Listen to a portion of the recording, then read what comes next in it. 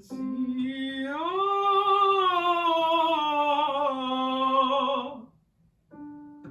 Zio, Zio, Zio, Zio.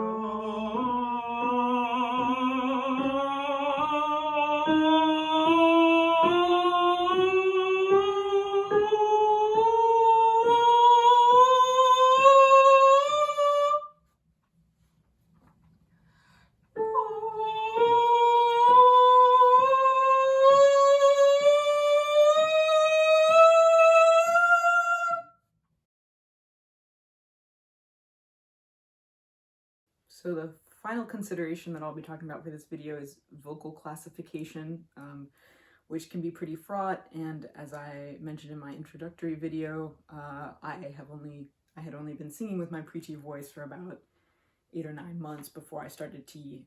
But that being said, basically in like the classical vocal tradition, there's a couple ways that voices are categorized.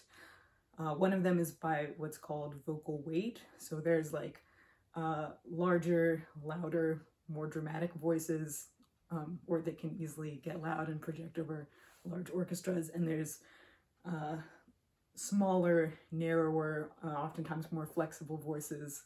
And so the voice that I had would certainly be considered like the very smallest, and fortunately for me, because I'm interested in Baroque music, which requires a lot of flexibility, a very flexible voice.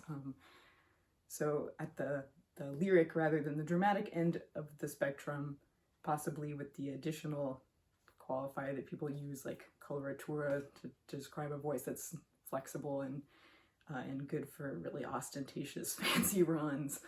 And then the second way that people categorize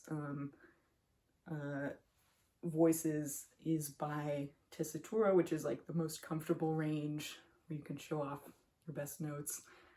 My voice is definitely one of the lowest lying of the treble voice classifications, being soprano, mezzo-soprano, and contralto.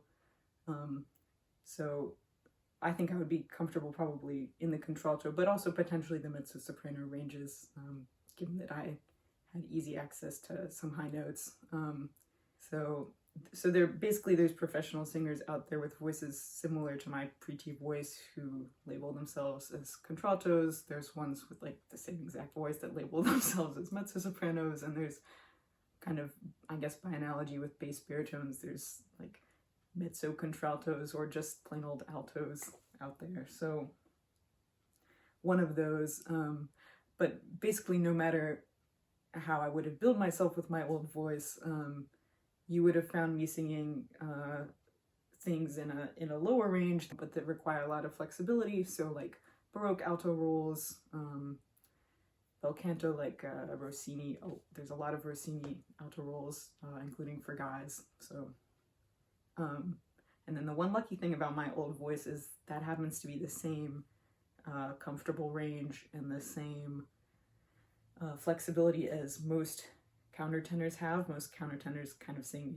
in the contralto range, which was convenient for me as a guy in terms of choosing rep, because I could just listen to what they're singing and then sing it myself. Yeah, so that's my old voice.